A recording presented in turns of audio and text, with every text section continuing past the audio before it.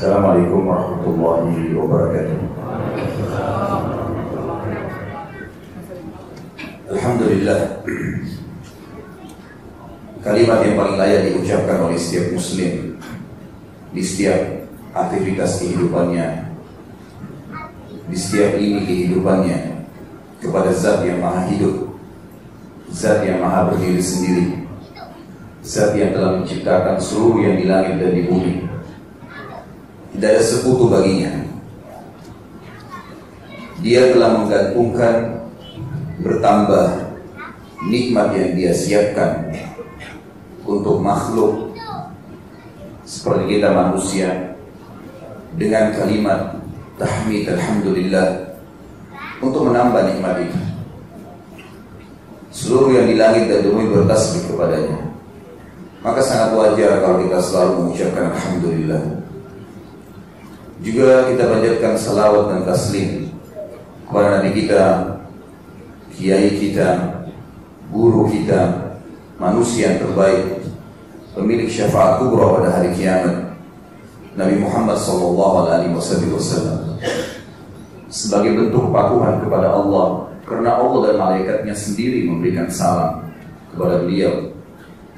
Juga kepada atau sebagai bentuk terima kasih kita pada jasa-jasa beliau SAW, 13 tahun berdakwah di Mekah, penuh dengan hinaan, cacian, dianggap penyihir, penyamun, puncaknya diusir dari kota kelahirannya. Kemudian 10 tahun fase Madinah diisi dengan menyempurnakan hukum-hukum Allah Subhanahu wa ta'ala sampai beliau menghembuskan nafas terakhir, sementara agama Allah sudah sempurna dan kita bisa merasakan kenikmatan Islam itu sendiri. Maka sangat wajar kita mengatakan sallallahu alaihi wasallam.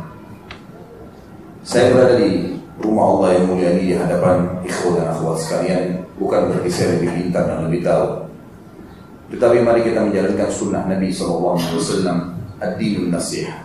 Agama ini memang harus terus-menerus saling menasihati, saling mengingatkan tentang janji dan ancaman Allah Subhanahu wa ta'ala. Pada malam ini, semoga Allah SWT berkahi, kita akan membahas judul kalimat rahasia kebahagiaan seorang muslim.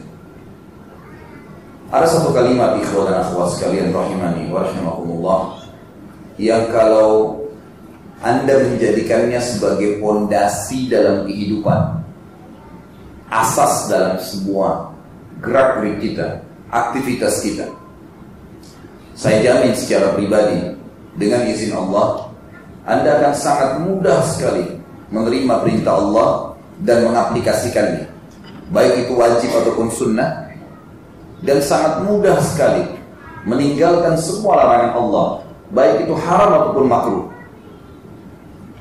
Bahkan dengan sangat ringan, dengan senyum, bisa menghadapi semua permasalahan.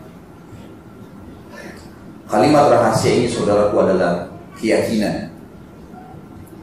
Seorang muslim punya kewajiban memiliki keyakinan yang sangat kuat tentang benarnya Allah Subhanahu wa ta'ala sebagai Tuhan dan pencipta dan tidak ada sekutu baginya.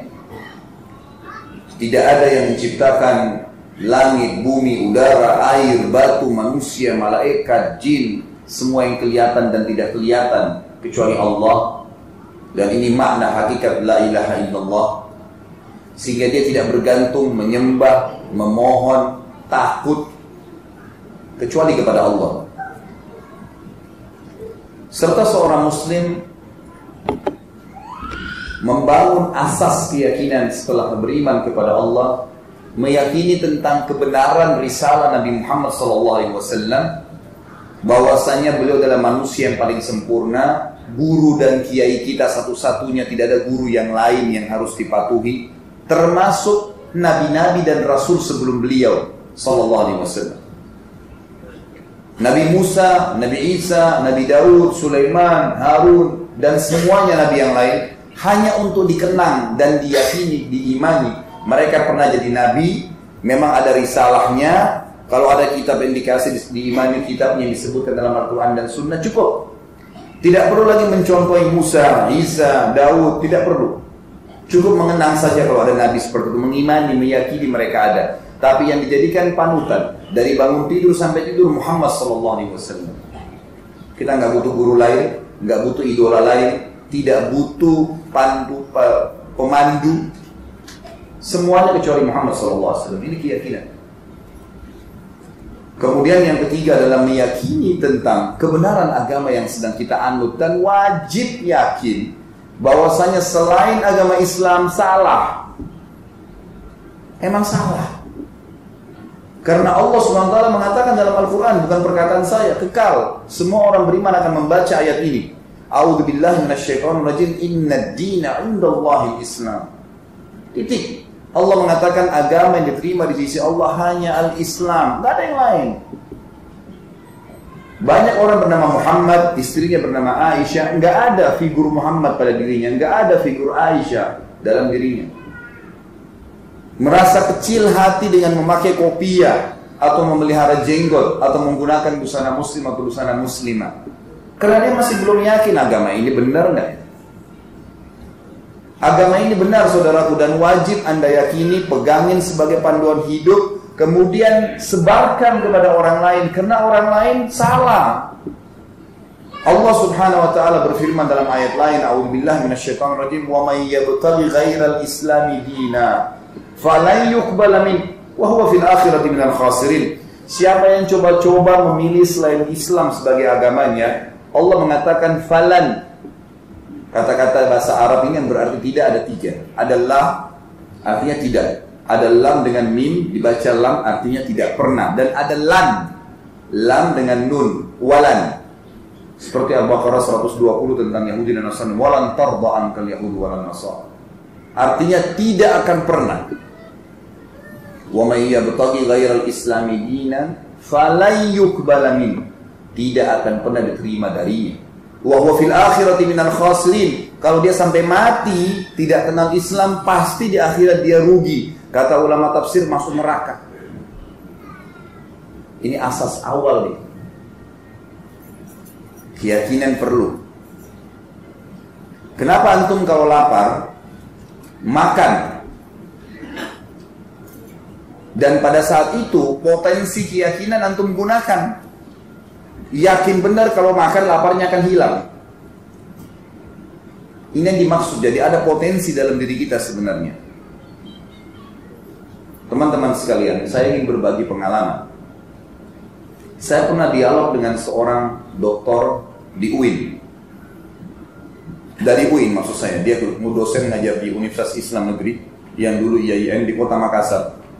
Tepatnya di kota Gua. Waktu itu saya masih jadi dosen di Makassar beberapa tahun lalu. Kurang lebih kisah ini mungkin tahun 2001. Waktu itu subhanallah, saya tidak ada berkhutbah Jumat.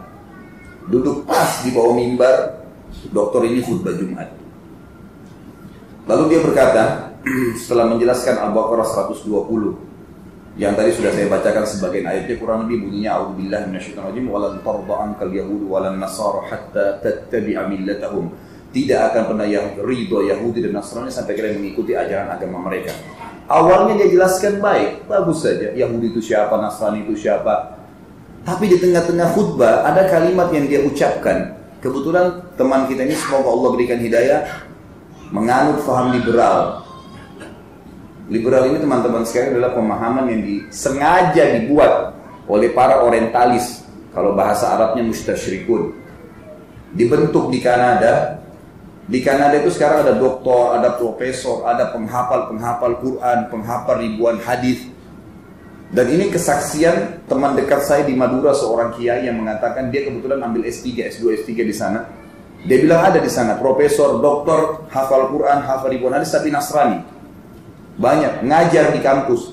Dan targetnya adalah bukan untuk masuk Islam, tapi untuk mencari celah syubhat yang bisa membuat umat Islam jadi bingung, dikacauin dalam agamanya. Itu ada kampus khusus. Dan mereka mengirim beasiswa ke negara-negara Islam. Indonesia termasuk target nomor 1. Kemudian Universitas Islam seperti UIN ini, kalau ada yang lulus S1 Kom Laut, dikasih beasiswa S2, S3 di sana, gratis ditanggung semua, pulang, lahir seperti pendiri-pendiri JIL itu. Apa kata-katanya orang-orang jil ini? Quran sudah saatnya direvisi. Nggak ngikutin zaman. Enak benar.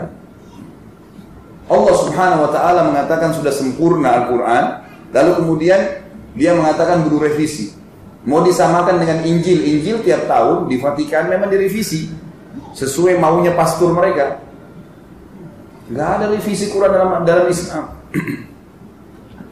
Kekal ditelawakan, na'udzubillahi minasyaitonir rajim, inna nahnu nazzalna dzikra wa inna lahu lahafidun. Kami turunkan Al-Quran dan kami pasti menjaganya. Kata ulama tafsir, mustahil Al-Quran bisa berubah sampai hari kiamat. Enggak ada. Subhanallah, itu hari di Eropa ada satu percetakan sengaja non-muslim mencetak Al-Quran ditambah 2-3 ayat, 2-3 huruf. Dibongkar oleh anak-anak kecil yang lagi ngaji di TPA di masjid di Afrika. Dilaporin ke gurunya, ribut ke media sampai seluruh dunia. Ditutup percetakannya. Allah SWT jaga. Mereka mengatakan boleh nikah lintas agama. Nggak apa-apa perempuan muslimah itu nikah sama laki-laki kafir, nggak masalah. Subhanallah. Allah Subhanahu wa ta'ala kekalkan dalam Al-Quran. Jadi yang dibantahnya ayat Quran tentang wanita-wanita sahabiat yang sudah hijrah dari Mekah ke Madinah. Allah SWT melarang Nabi Muhammad SAW mengembalikan wanita tersebut kepada suami-suami mereka kalau mereka masih dalam keadaan kafir. A'udzubillahi minasyaitonir rajim, la hunna hillun lahum wa la hum yahilluna lahun, kata Allah. Jangan pernah kau kembalikan wanita-wanita yang telah masuk Islam, hai Muhammad, kepada suami-suami mereka karena mereka tidak halal lagi untuk wanita ini. Wanita ini pun tidak halal lagi buat mereka. Haram, enggak boleh. Zainab radhiyallahu anha, anak Nabi sallallahu alaihi wasallam, menikah dengan As bin Abi As. Pada saat Nabi SAW itu jadi Nabi, Zainab beriman pada risalah ayahnya. Tetapi As bin Abi As tidak mau beriman. Apa yang terjadi? Nabi SAW pisahkan langsung. Terpisah antara Zainab sama suaminya ini sekitar 15 tahun. Nggak kumpul lagi.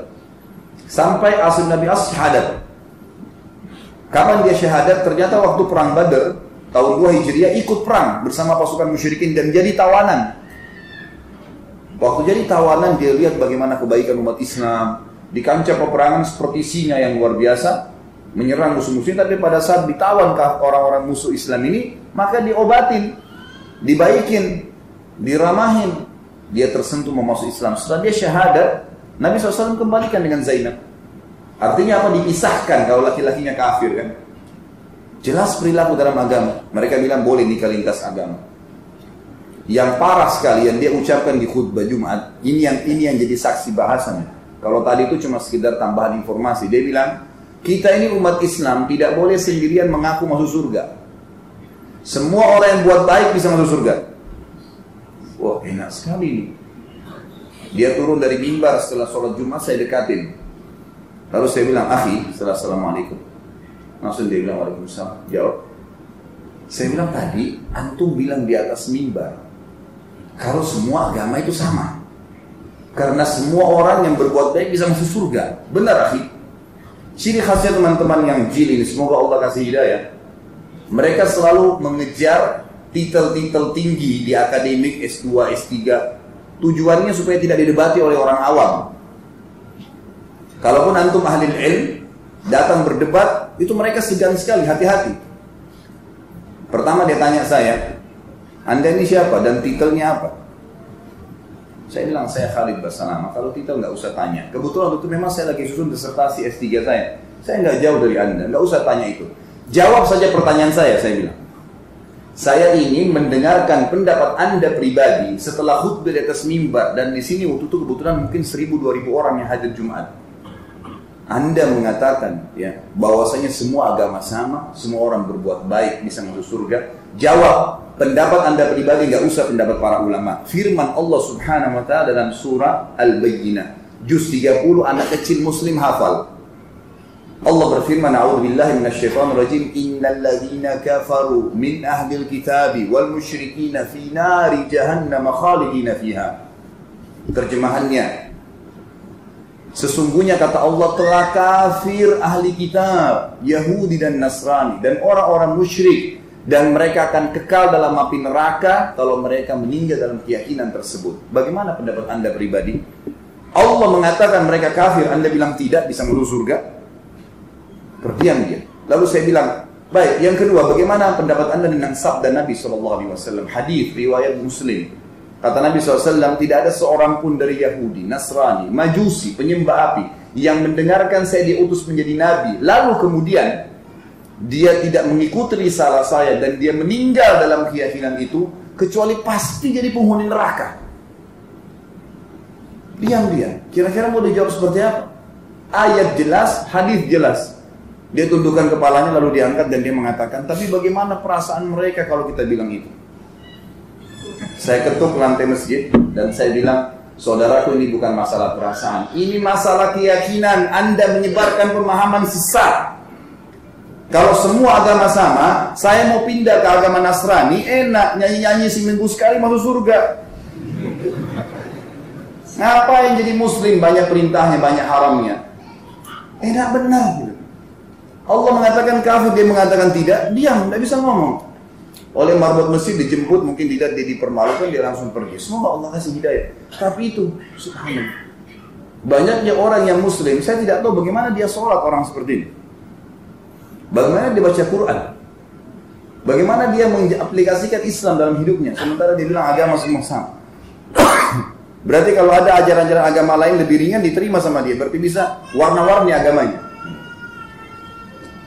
Saudaraku, untuk meyakini, untuk memunculkan lebih jauh masalah keyakinan tentang kebenaran Allah, Rasulullah Muhammad SAW, kebenaran Islam yang sedang kita anut, agar antum bubar dari sini, sebarin Islam itu.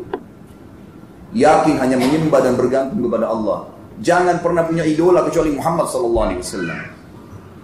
Makan, minum, tidur, pakaian, apa saja, ekonomi, politik, Muhammad SAW. Nggak ada yang lain. Sahabat mencontohi saja beliau, tapi Nabi SAW asasnya gitu. Ada buku saya, insya Allah akan terbit mudah-mudahan dalam waktu dekat, judulnya Kiai Saya Muhammad, Kiai Anda Siapa? Banyak sekali ini saya luruskan, kiai-kiai di Indonesia mengalahkan Nabi Muhammad SAW. Buat macam-macam ibadah yang Nabi tidak contohin. Tanya Pak Kiai, ngapain buat ini? Kan Nabi tidak pernah contohin. Ada contohnya nggak? Nggak ada contohnya. Tapi kan baik. Loh, kok tapi baik? Enak benar kalau begitu, setiap orang bisa buat semaunya saja. Bayangkan ikhwan dan akhwat sekalian, kalau setiap orang bebas berbuat semaunya dalam agama ini, saya buat mau, ini buat mau, ini buat mau. Kira-kira tertinggal apa dalam agamanya Allah? Nah, nggak ada lagi. Kita harus menjaga kemurnian Islam. Baik, saya akan angkatkan kisah klasik.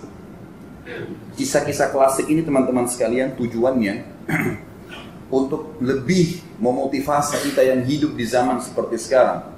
Zaman yang sudah sangat luar biasa teknologi, Islam sudah sempurna, Quran sudah lengkap, bahkan dalam bahasa-bahasa kita sudah ada beragam macam bahasa. Kalau kita hidup di zaman para sahabat, kisah-kisah sahabat yang akan saya angkat nih. Kalau kita hidup di zaman sahabat, ikhwah akhwat sekalian, bayangkan ya, sejenak kita renungi kalau kita hidup di zaman Nabi Muhammad SAW. Kalau saya bersyukur kepada Allah SWT hidup di zaman sekarang. Kalau saya pribadi hidup di zaman Nabi Muhammad SAW, ikhwah sekalian, saya ragu dengan keimanan saya nanti. Tahu kenapa? Hidup di zaman Nabi SAW itu butuh luar biasa kekuatan imannya. Bayangkan ya, bayangkan nih. Di Mekah, waktu itu Mekah sebuah kampung kecil. Gak ada teknologi, rumah masih dari tanah liat. Ada satu orang, buta huruf, gak bisa baca, gak bisa nulis, ngaku Nabi. Kira-kira kalau antum hidup zaman itu beriman gak? Jangan sampai seperti Abu Jahal. Gak mudah menjadi sahabat, ikhwan. Orang buta huruf, gak bisa baca, gak bisa nulis, ngaku Nabi. Gimana caranya? Tapi subhanallah, lahir dari Mekah Abu Bakar, Umar, Uthman, Ali, Talha, Zubair, Abdurrahman bin Auf. Tokoh-tokoh dunia. Tokoh dunia ini bukan tokoh Mekah dan Madinah, tokoh dunia. Orang-orang yang tidak punya ijazah ekonomi dari Amerika, nggak punya ijazah politik dari Eropa, tapi memimpin dunia, raja-raja dunia. Kaya raya, sukses dalam semua kehidupannya, rumah tangganya, keturunannya banyak, tertuntun dalam kehidupan mereka. Saya akan angkat dengan izin Allah kisah Khulafaur Rasyidin. Tentu kisah sahabat banyak. Teman-teman bisa kembali ke YouTube atau ke web saya www.khalidbasalamah.com. Ada 230 ceramah. Antum boleh ikutin ceramah tentang Bulughul Maram, sudah sampai 1000 hadis. Beli bukunya di sini di Balikpapan, ikutin ceramahnya bisa. Satu ceramah satu kali itu ceramah 2 jam. Ada kitab Minhajul Muslim, ada kitab Kabair sampai 100 dosa besar Imam Az-Zahabi. Ada tablik akbar yang sekarang setiap bulan kami adakan di Jakarta itu tentang sahabat. Targetnya 100 sahabat, sekarang sudah 5. Abu Bakar sudah selesai, Umar, Utsman, Ali, Khulafaur Rasyidin. Dan kemarin Sabtu baru tentang Talha bin Ubaidillah. Kemudian akan lanjut terus insya Allah di Ramadan ini ada 3 berturut-turut. Ada Sa'ad bin Abu Waqqas, kemudian ada Abdurrahman bin Auf, dan juga ada Zubair bin Awam radhiyallahu anhum ajma'in. Ringkas cerita adalah sahabat-sahabatnya adalah orang-orang yang perlu kita contohi, ikhwan dan akhwat sekalian. Saya akan mulai dengan Abu Bakar radhiyallahu anhu berhubungan dengan masalah keyakinan. Ada satu kisah yang menarik dari kehidupan Abu Bakar ini tentang masalah keyakinan. Sebenarnya kehidupan beliau banyak sekali ya, tapi saya lihat waktu ini karena saya harus ke bandara setelah Isya nanti, harus balik ke Jakarta, jadi saya mepetkan, nanti bisa ikuti di YouTube nanti banyak. Satu-satu saja, Abu Bakar satu kisah, Umar satu kisah, Utsman satu kisah, Ali satu kisah. Tapi kisah-kisah yang luar biasa nih. Abu Bakar misalnya berhubungan dengan masalah kasus Isra dan Mi'raj. Saya tidak bicara tentang Isra Mi'rajnya, tapi saya bicara tentang peran Abu Bakar di Isra Mi'raj. Bayangkan bagaimana figur Abu Bakar yang pada saat itu tidak ada sekolah akademik, cuma seorang pedagang dan tokoh Mekah, gitu kan. Tapi dia bisa membuat satu kota Mekah yang tadinya setengahnya orang beriman itu ragu dengan Isra Mi'raj, yang kafir tambah kufur kepada Nabi Muhammad SAW, dia balik kasusnya, gitu kan. Semuanya meyakini Isra Mi'raj benar terjadi. Satu orang saja.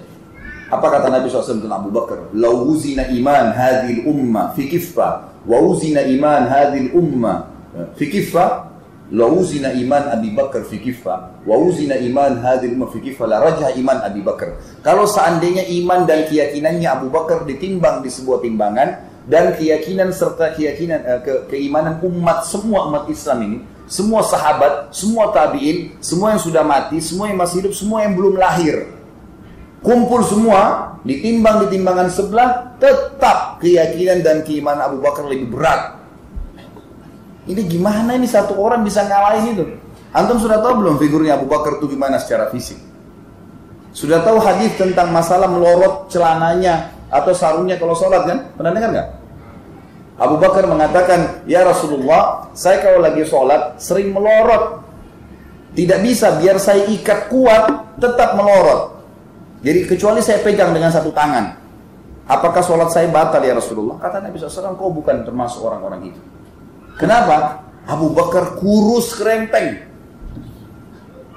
Dalam riwayat tentang fisik beliau, kalau ada angin kencang tiup terdorong.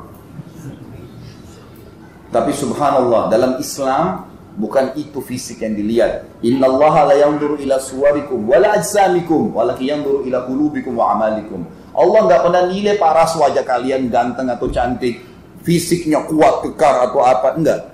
Tapi Allah lihat hati kalian dan perbuatan kalian. Abu Bakar radhiyallahu anhu yang Nabi SAW mengatakan timbangannya adalah keyakinannya.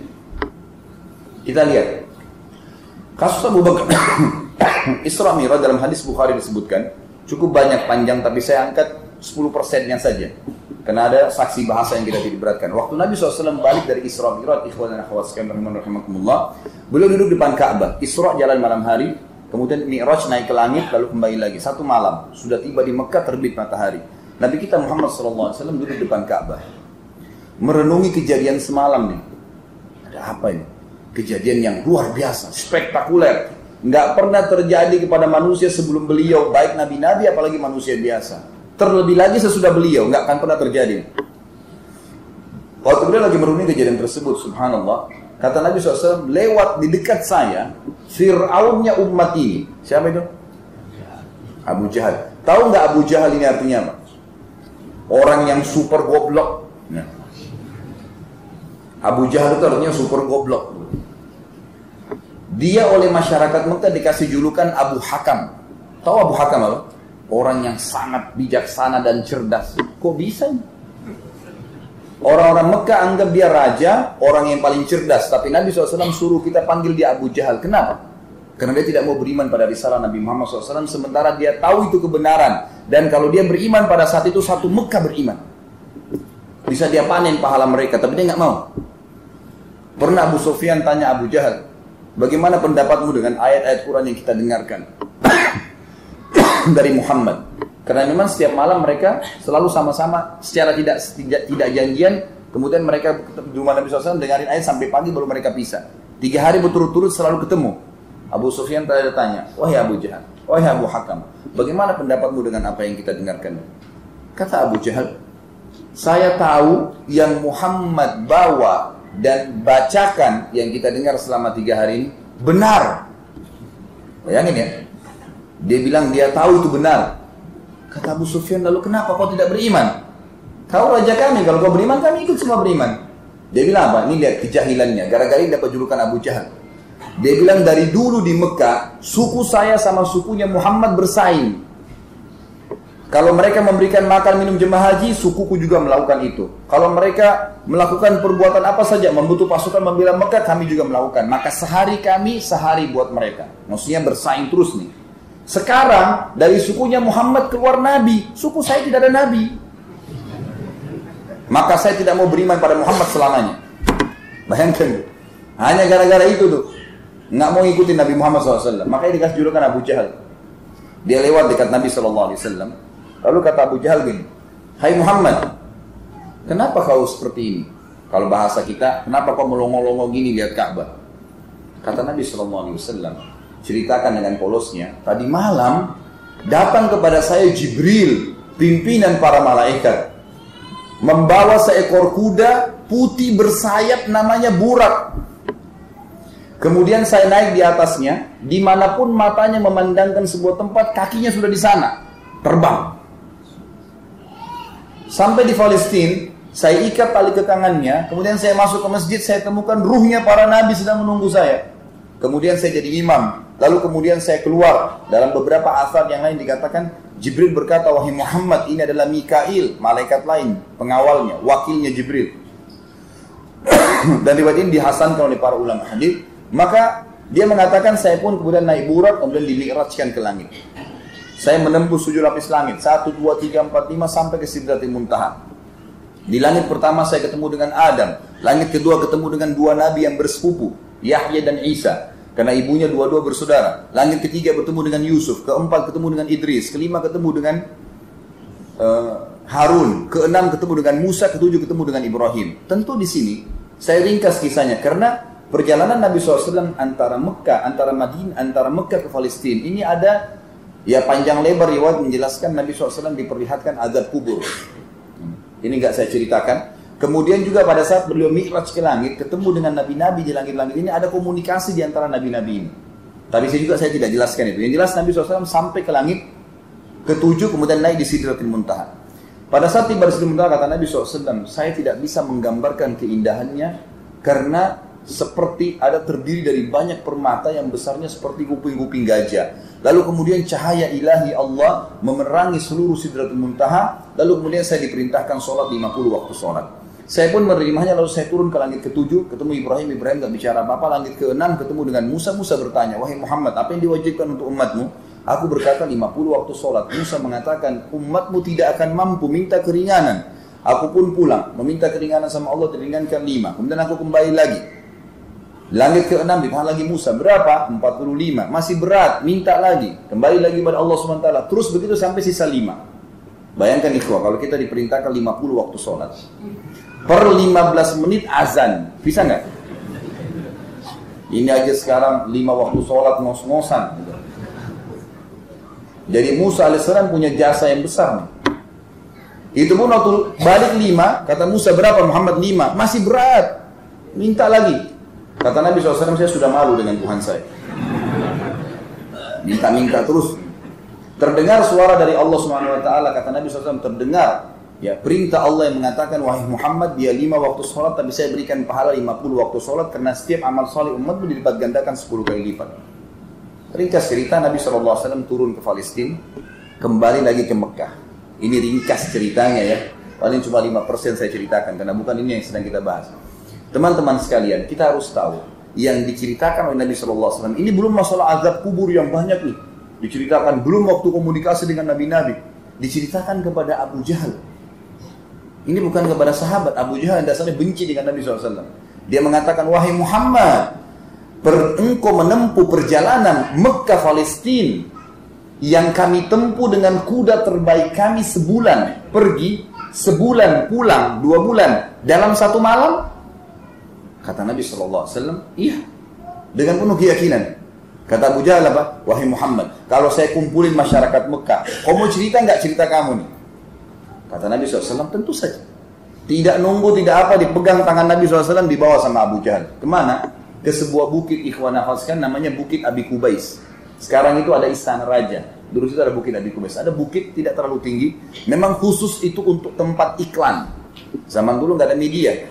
Nanti ada budak, disuruh budak disampaikan, naik ke atas itu. Dan budak ini cuma bertugas dia sendiri, nggak boleh yang lain naik. 1 orang naik, lalu dia mengiklankan, dia teriak, suaranya keras, khusus mengiklankan. Telah lahir anaknya raja kepala suku fulan. Dan Mekah akan diserang oleh pasukan suku ini. Berita-berita penting saja.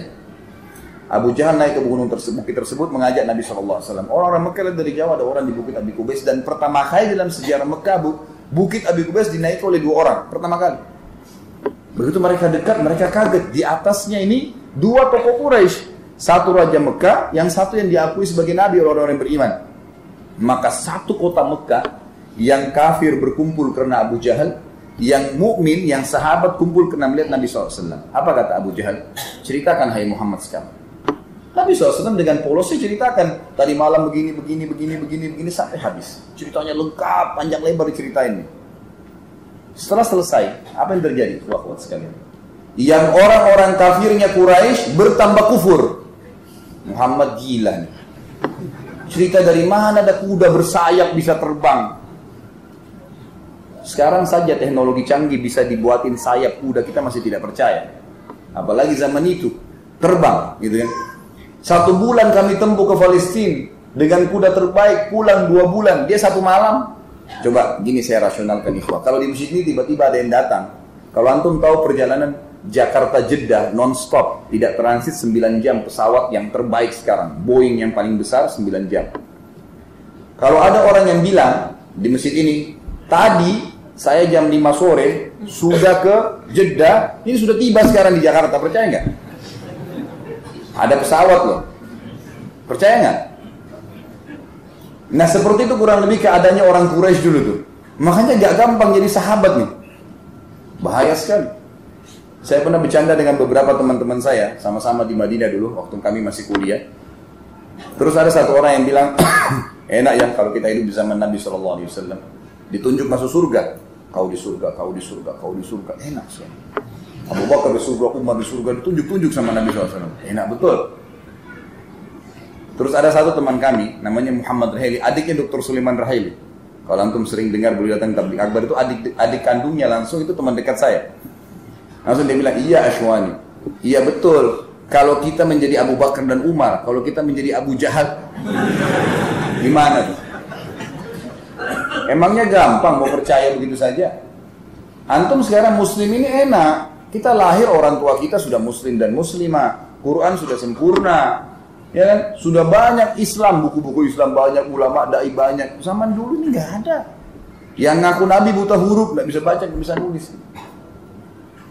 Kembali kepada kisah tadi teman-teman sekalian, Nabi SAW sampaikanlah semuanya dengan polosnya. Orang-orang yang kafir bertambah kafir, dan yang sudah beriman dari kalangan sahabat jadi bimbang. Benar nggak ini? Cerita ini bagaimana ya? Tapi ini Nabi yang sampaikan. Abu Jahal turun dari Bukit Abi Kubais sambil senyum. Dan dia berkata, sekarang agamanya Muhammad sudah habis. Ternyata dia tujuannya tadi mengajak Nabi SAW untuk menyampaikan ini. Bukan untuk nyebarin berita benar, supaya orang beriman, enggak. Supaya memojokkan Nabi. Ini cerita bohong, udah nggak mungkin. Dia turun, ternyata dia turun, dia senyum, ada beberapa sahabat sempat lihat, diikutin. Dia menuju ke Darun Nadwa, tempat kumpulnya orang-orang Quraisy. Lalu dia bilang apa? Wahai Quraisy, berita gembira, agamanya Muhammad sudah habis. Kata teman-temannya, kenapa wahai Abu Hakam? Lalu dia ceritakan, Muhammad mengarang cerita bohong. Katanya begini, ceritanya sampai habis. Isra Mi'raj, tuntong gini. Abu Jahal hafal mati nih. Dia nggak sadar disebarin sama dia. Selesai dia cerita, semua orang diam. Memang dia ini jadi pemicu masalah. Lalu kemudian dia bilang, tinggal ada satu orang. Kalau satu orang ini kalian bisa rusak keyakinannya, maka pastikan agamanya Muhammad sudah habis. Cari Abu Bakar. Abu Bakar waktu itu ikhwan dan akhwat sekalian lagi di kebun kurmanya di luar kota Mekah. Tadi waktu Abu Jahal turun menuju ke Darun Nadwa, ada beberapa sahabat yang ikut karena ingin tahu nih. Mereka pun dengar ternyata Abu Jahal mau ngajak teman-temannya menuju ke kebunnya Abu Bakar. Mereka bimbang, mau juga dengar Abu Bakar bilang apa nih. Akhirnya pergi, rame-rame semuanya. Sampai di kebun Abu Bakar, Abu Jahal dengan sombong teriak-teriak, wahai Abu Bakar keluarlah. Abu Bakar keluar, heran, pertama kali kebunnya didatangi oleh tokoh-tokoh Quraisy. Dan pertama kali dalam sejarah Mekah, semenjak Nabi SAW terus jadi Nabi, orang beriman sama orang kafir jalan sama-sama. Belum pernah nih. Ada apa ini? Kata Abu Bakar ke Abu Jahal, ada apa Abu Jahal? Abu Jahal bilang, temanmu Muhammad sudah gila. Masa dia ngarang cerita, diceritain sama dia. Katanya datang Jibril, ada burak bisa terbang, ada begini, Palestina naik ke langit. Cerita semua lengkap. Abu Bakar ini belum dengar dari Nabi SAW. Dari Abu Jahal dengarnya. Sampai selesai. Tujuannya dia apa? Untuk mengendorkan, menghilangkan keyakinan Abu Bakar. Perhatikan. Kata para ulama, dalam menukil masalah kisah-kisah seperti ini, terutama dalam masalah sejarah, dalam sirah, dikatakan bahwasanya kalimat yang diucapkan Abu Bakar yang akan saya ucapkan sebentar lagi ikhwah sekalian, setelah izin Allah Subhanahu wa taala, setelah hikmah dari Allah Subhanahu wa taala, Islam bisa sampai kepada kita. Waktu itu orang bimbang nih, yang sudah beriman pun bimbang. Tinggal Abu Bakar sendiri nih. Tinggal sendirian dia. Dia mengatakan apa? Wahai Quraisy. Tunjuk semua orang Quraisy. Sudah tahu nih mau dikendorkan imannya. Apa yang dia bilang? Wahai Quraisy, ketahuilah kalau di depan mata saya ada tembok warnanya putih terang, lalu kemudian Muhammad mengatakan tidak Abu Bakar, itu warna hitam, saya akan bohongkan mata saya dan saya bilang iya hitam. Coba kira-kira Abu Jahal mau bilang apa? Tembok putih, Muhammad bilang hitam. Oh iya, mata saya salah, hitam. Diam Abu Jahal, nggak bisa ngomong. Abu Bakar ini radhiyallahu anhu tahu kalau ada masalah. Dia tanya sahabat-sahabat di situ. Di mana Rasulullah SAW? Oh, di bawah bukit Abi Qubais, kerumuni orang. Abu Bakar langsung ke sana. Tinggalin Abu Jahal semua. Abu Jahal juga nyusul ke sana, gitu kan? Abu Bakar melakukan sebuah retorika yang sangat menarik. Waktu dia lihat Nabi SAW dari kejauhan, dikerumuni orang, Abu Bakar sengaja teriak, Ya Rasulullah, Ya Rasulullah, teriak-teriak. Orang-orang waktu lihat Abu Bakar, semua kasih jalan. Seperti kalau di masjid ini tiba-tiba ada yang teriak dari sana, panggil saya, pasti antum balik ke sana semua. Jangan ada yang teriak, bener ya. Orang kasih jalan. Nabi SAW waktu lihat yang datang Abu Bakar senyum, sudah tahu siapa yang datang. Lalu Abu Bakar bilang begini, Ya Rasulullah, sambil teriak, telah datang kepada saya Abu Jahal menceritakan bahwasanya Anda bercerita kepadanya kalau datang Jibril, ada burak, Isra Mi'raj, sambil jalan sambil cerita. Katanya begini, katanya begini, katanya begini sampai habis. Pas depan Nabi SAW ceritanya habis. Isra Mi'raj sengaja. Jadi Isra Mi'raj itu makin jebar, gitu kan? Apa yang terjadi? Pas tiba depan Nabi SAW, Abu Bakar sengaja kerasin suara. Benarkah ya Rasulullah? Nabi SAW sudah Nabi, tahu. Dia bilang, benar wahai Abu Bakar. Abu Bakar mengucapkan lagi satu kalimat, ikhwah sekalian, kata para ulama, kalimat ini yang kembali memenuhkan imannya sahabat yang sudah kendor. Sekarang untuk sahabat nih, kata Abu Bakar, Anda pasti benar. Selesai kalimat itu saja, Anda pasti benar. Semua sahabat, oh iya ya ini Nabi, gak mungkin salah. Kembali imannya semua. Abu Jahal sudah diam, sahabat sekarang sudah mulai beriman kembali. Maksudnya di sini bukan beriman, sudah mulai kembali tingkat imannya. Karena iman memang bertambah dan berkurang, gitu kan? Abu Bakar radhiyallahu anhu cerdas nih. Dia ingin membuat satu Mekah meyakini tentang Isra Mi'raj. Bagaimana caranya? Dia bilang, ya Rasulullah, kami tahu, satu Mekah tahu, Anda belum pernah ke Palestina. Belum pernah Anda ke Palestina. Maka saya akan panggil beberapa tokoh-tokoh Quraisy, tokoh-tokohnya. Saya akan panggil tokoh-tokoh Quraisy, ada belasan orang jumlahnya, yang hampir setiap dalam satu tahun bisa berapa kali ke Palestina. Surah Quraisy, li'ilafi Quraisy, rihlatash syita'i was-shayf. Perjalanan musim dingin dan musim panas. Mereka kalau rihlatash syita, musim dingin ke Palestina. Kalau As-Saif itu ke negeri Yaman, gitu kan. Jadi mereka tahu Palestina, mereka tahu pintu gerbangnya, mereka tahu pasarnya, mereka tahu rumahnya, mereka tahu Masjid Aqsa. Saya akan panggil mereka ya Rasulullah, dan silakan setelah mereka datang, Anda menggambarkan buat mereka Palestina. Nabi SAW mengatakan, baiklah. Pergi Abu Bakar ke Darun Nadwa, panggil semua. Termasuk Abu Jahal sendiri datang, semua teman-temannya datang. Dipanggil. Lalu setelah kumpul kata Abu Bakar, wahai Quraisy, Muhammad akan menceritakan kepada kalian sebentar lagi tentang Palestina, Masjid Aqsa, semua keadaannya di sana. Kalau yang dia ceritakan benar seperti yang kalian tahu, maka kalian harus membenarkannya. Dan kalau seandainya ada yang diceritakan satu saja tidak sesuai dengan apa yang kalian tahu, misal dia ceritakan pintu gerbang warnanya coklat ternyata biru misalnya, satu saja tidak benar, kalian punya hak mendustakannya. Sepakat? Sepakat. Kata Abu Bakar, silakan ya Rasulullah. Dalam hadis Bukhari kata Nabi SAW, Allah membukakan di depan mata saya Palestina, sampai saya menceritakan kepada mereka pintu gerbangnya, jalan-jalannya, pasar-pasarnya, rumah-rumahnya, dan saya bisa menghitungkan untuk mereka jumlah tiang dan kacanya Masjid Aqsa. Jendelanya dihitung oleh Nabi SAW. Dan subhanallah, setiap Nabi bilang pintu gerbangnya begini, orang Quraisy tadi yang belasan ini, Muhammad benar, jalannya begini, Muhammad benar, begini masjidnya, Muhammad, semua benar. Yang beri kesaksian siapa? Tokoh-tokoh Quraisy. Akhirnya satu kota Mekah yang tadinya bimbang ini, benar nih, tokoh-tokoh Quraisy ini berikan kesaksian, gitu kan? Ikhwan akhwat sekalian, secara rasional begini. Kalau seandainya sekarang di atas podium ini saya ingin menceritakan ke antum tentang Masjid Aqsa. Sekarang dengan teknologi canggih saya bisa shoot pakai kamera satelit. Saya bahkan bisa ceritakan warna keramik yang pecah di Masjid Aqsa. Sekarang bisa. Kemarin saya umroh dengan beberapa jemaah, ada jemaah saya langsung hubungkan dengan satelit. Bisa kita lihat tuh, lagi di hotel mana di Mekah, lagi jalan di gang mana. Kelihatan langsung. Jelas sekarang bisa. Tapi zaman dulu nggak mungkin, harus lihat dengan mata kepala. Gitu kan? Apa yang terjadi?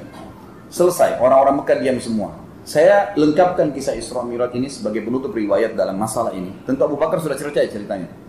Nabi Muhammad SAW sempat berkata kepada orang-orang Quraisy, wahai Quraisy, ada satu bukti lagi. Kalau kalian percaya dengan bukti itu, kalian akan beriman pada saya.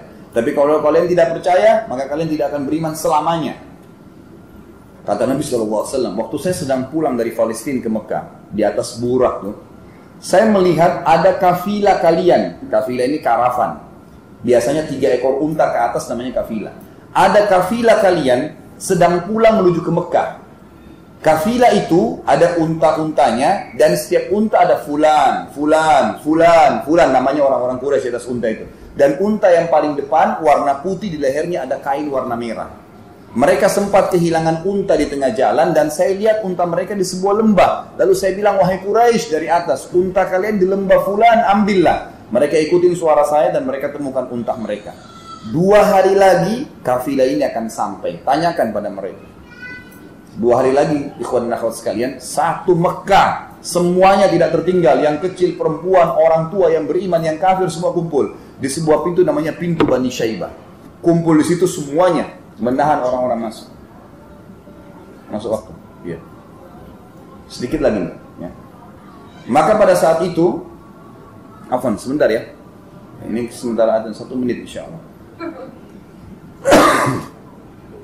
Pada saat itu semua orang-orang Mekah berkumpul di pintu Abi Qubais. Sampai tidak bisa ada jeda untuk masuk, menunggu kafilah ini. Ternyata subhanallah, menjelang duhur, panas matahari, tiba-tiba saja kafilah yang Nabi SAW ceritakan benar sampai. Dan seperti yang Nabi ceritakan, jumlah untanya, nama-nama orang di atas unta, dan unta paling depan warna putih, di lehernya ada kain warna merah.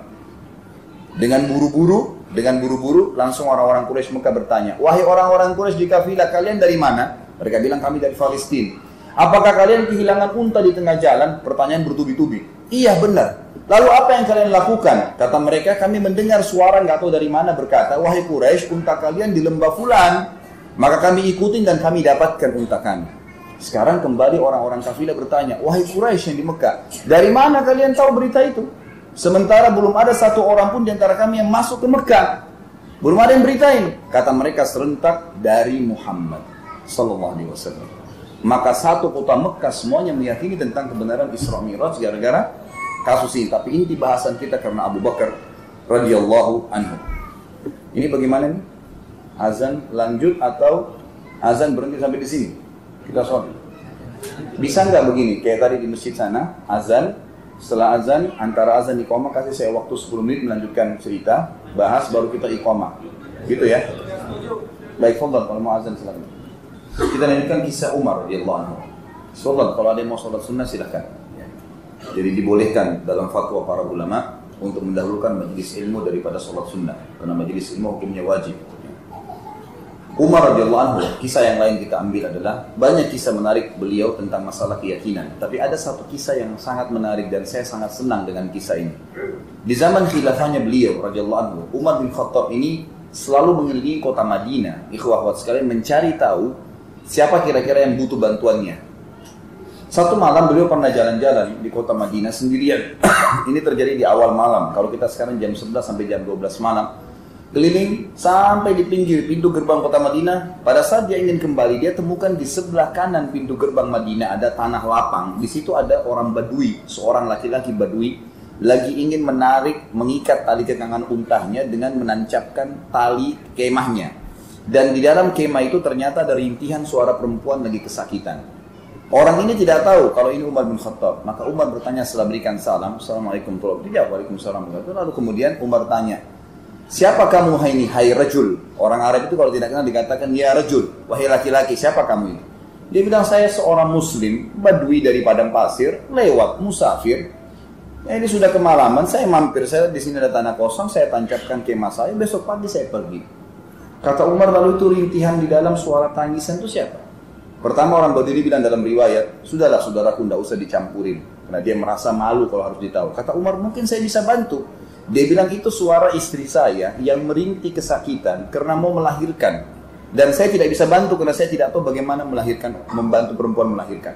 Lalu kata Umar, maukah kamu saya datangkan wanita dari dalam Madinah membantu istrimu melahirkan? Dia bilang baik, jazakallah khair. Umar bin Khattab pun pulang. Ini bayangkan ya, khalifah ini di atas presiden dan raja karena naungan kekuasaannya luas sekali.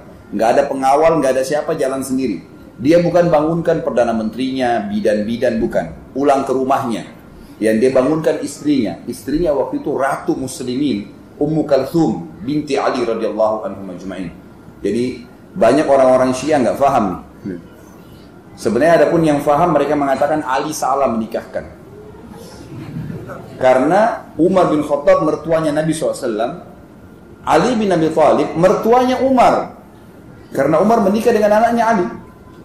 Dan Umar radhiyallahu meninggal di pahanya, pada saat meninggal di paha Ummu Kalsum radhiyallahu anha, anaknya Ali radhiyallahu, adiknya Hasan dan Husain.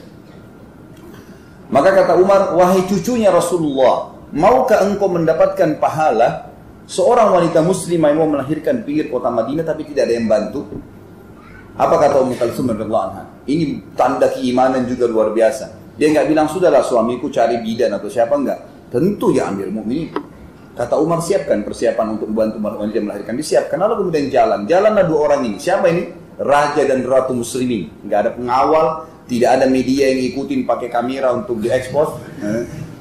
Dan yang dibantu Badui, yang mampir besok pergi, nggak ada yang tahu nih. Yang sampaikan pada kita orang Badui ini. Jalanlah keduanya sampai di kemah itu.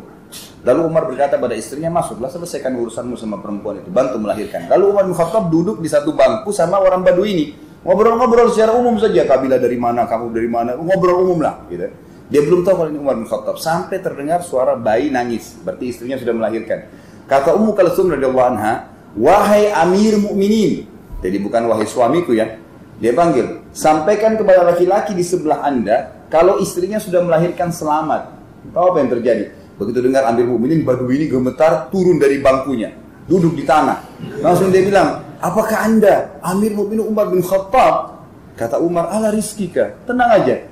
Dia tanya, saya tanya, apakah Anda Amir Mukminin bin Khattab? Kata Umar, iya, saya Umar bin Khattab, Amir Mukminin, dan yang membantu melahirkan istrimu, istriku, gitu kan? Maksudnya Ratu Muslimin. Anaknya Ali bin Abi Thalib, cucunya Rasulullah sallallahu alaihi wasallam. Badui itu nangis sambil dia mengatakan, sungguh Allah memuliakan saya malam ini. Saya ditemani duduk oleh rajanya Muslimin Istri saya dibantu melahirkan oleh ratunya muslimin, dan bayi saya disentuh pertama kali oleh kulit cucunya Rasulullah SAW.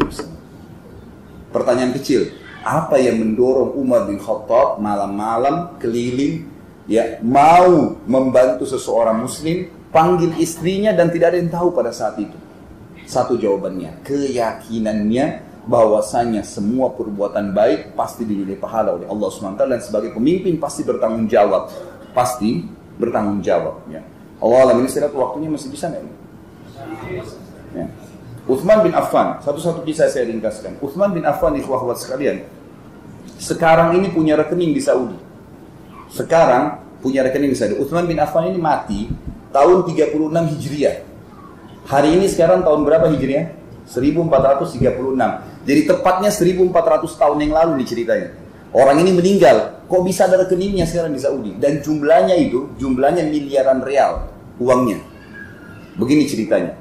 Di zaman Nabi SAW pernah Madinah ditimpa musim peceklik, nggak ada air. Subhanallah, dengan hikmah Allah ada satu sumur milik orang Yahudi, airnya banyak. Orang Yahudi ini jahat, kalau Yahudi minta dikasih, kalau orang Muslim disuruh bayar. Uthman bin Affan datang pada orang Yahudi lalu berkata, "Oh Yahudi, kalau saya mau beli sumurmu berapa kau jual?" Orang Yahudi ini sebutin nilai. Sekarang pun orang kaya nggak ada yang beli sumur semahal itu. Dia bilang 20.000 dinar emas. Ini kurang lebih jumlahnya sekarang, hari-hari sekarang ini sudah naik ya. Itu kurang lebih hampir 8 miliar. Sumur kecil. Saya punya proyek di Jawa Tengah, 4,5 juta sudah jadi sumur untuk satu kampung. Ini 8 miliar sumur.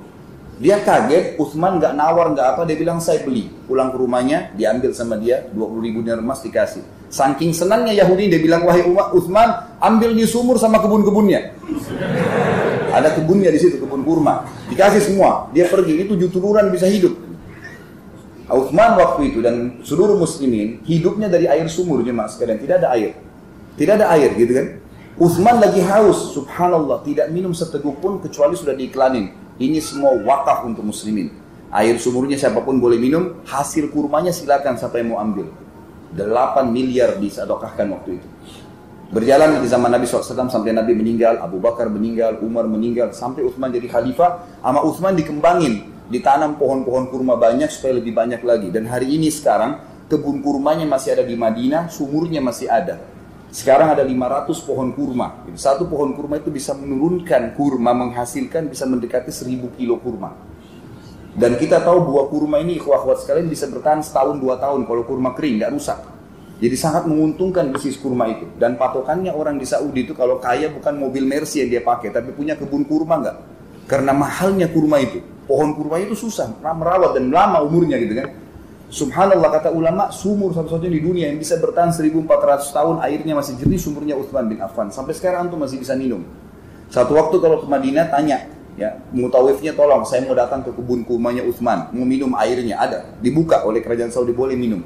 Tapi kurmanya, sekarang oleh kerajaan Saudi, hasil kurmanya, kalau di zaman Uthman, semuanya disedekahkan kepada fakir miskin. Kalau sekarang kerajaan Saudi dibagi 2. Setengah disedekahkan, setengah lagi dijual, dibukakan rekening atas nama Uthman bin Affan.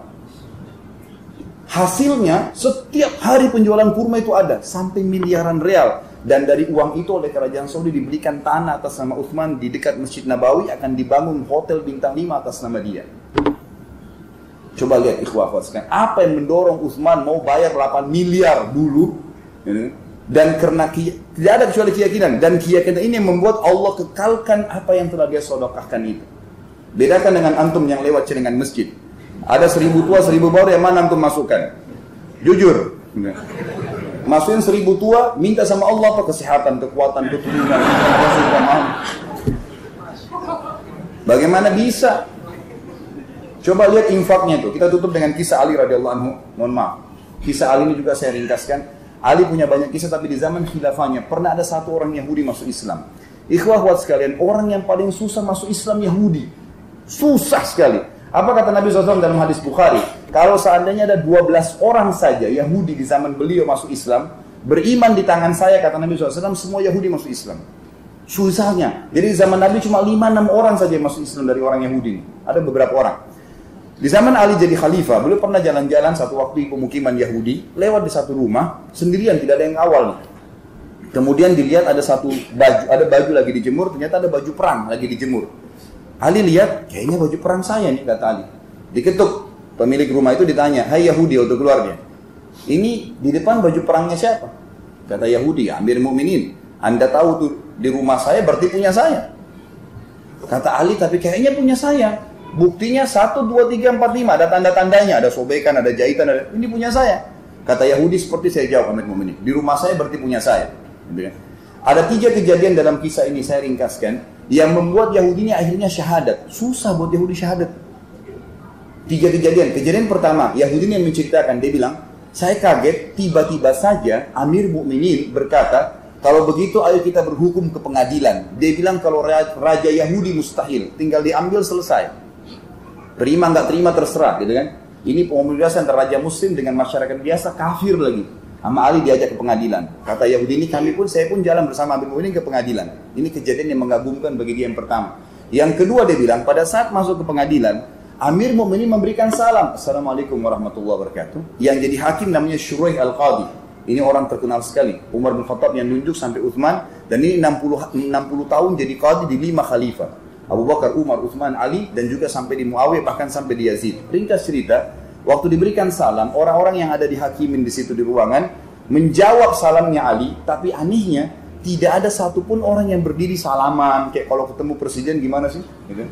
Gak ada. Kenapa? Karena Ali ini tiap hari radhiyallahu anhu rumahnya terbuka untuk siapapun yang mau ketemu. Bahkan dalam kisahnya kalau antum ikuti di YouTube ceramah saya 4 jam tablik akbar Ali itu, beliau selalu di pasar ngangkatin barangnya orang, ikut-ikutan sama masyarakat. Jadi orang sudah biasa ketemu, bukan sesuatu yang istimewa gitu.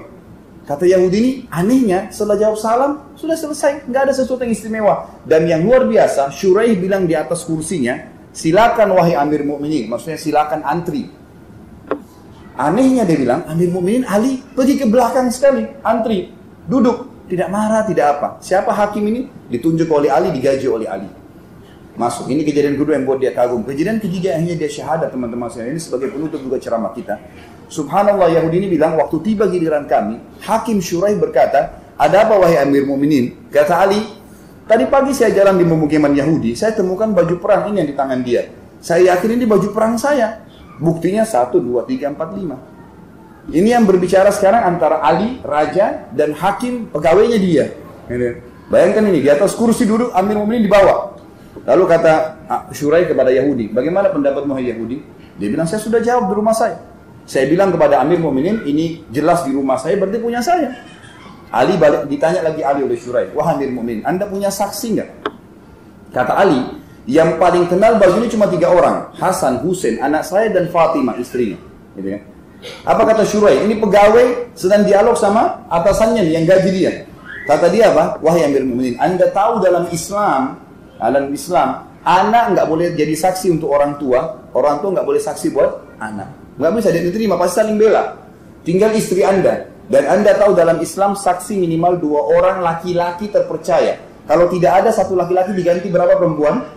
2, berarti harus ada 4 perempuan. Ali punya 1 Fatimah. Apa kata Shuraih? Apakah Anda punya 3 wanita yang lain? Kata Ali, nggak ada.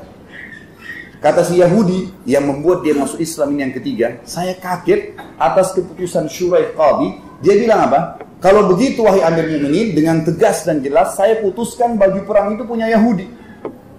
Pengadilan Islam, Raja Islam, ini hakim ditunjuk oleh Raja Islam. Dikasih Yahudi yang kafir tuh, karena nggak ada saksi. Kata Ali, baiklah kalau begitu. Shuraih tutup dengan kafaratul majlis, turun dari mejanya, baru salaman sama Ali, keluar sama-sama dari masjid, dari pengadilan. Yahudi ini duduk melongo-longo nih. Dia balik ke sana, dia bilang sebentar Amir Mukminin, sebentar wahai Shuraih, wahai hakim, sudah selesai pengadilan? Kata Ali, sudah. Kata Shuraih, sudah. Lalu Ali bilang, walaupun saya yakin itu baju perang saya. Kalau ketemu antara Ali sama Yahudi, siapa yang jujur? Pastilah Ali, gitu kan? Tidak mungkin. Kata Ali, walaupun saya yakin itu, tapi saya tidak punya saksi. Dan agama kami mengajarkan harus ada saksi. Dia ulangi lagi Yahudi ini, apakah baju perang ini sekarang jadi punya saya? Kata Ali, iya. Kata si Shuraih, iya. Gitu kan? Sudah selesai jadi punya kamu. Tiba-tiba Yahudi ini berdiri mengatakan, wahai Amir Mukminin, asyhadu an la ilaha illallah wa anna Muhammad Rasulullah. Ali heran, Ali tanya, kenapa kau masuk Islam? Karena aneh kalau Yahudi masuk Islam, gitu kan? Maka dia bilang, wahai Amir Mukminin, demi Allah, baju perang ini punya Anda yang saya curi 2 hari lalu.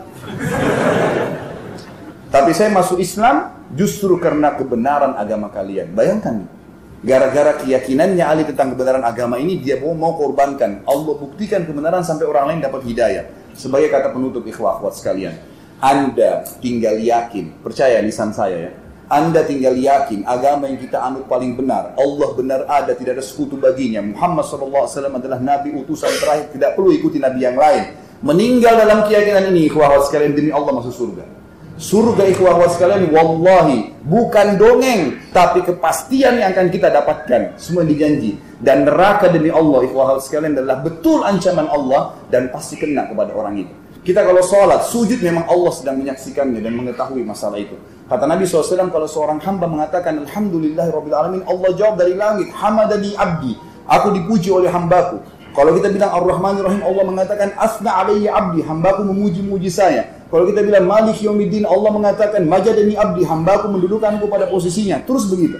Semua itu benar, ya. Tidak ada yang salah. Semua orang yang beriman akan masuk surga, semua yang salah akan masuk neraka. Maka pertahankan wala tamutunna illa wa antum muslimun. Jangan meninggal dalam keadaan Islam. Subhanakallahumma bihamdika asyhadu an la ilaha illa anta astaghfiruka wa atubu ilaik. Wassalamualaikum warahmatullahi wabarakatuh.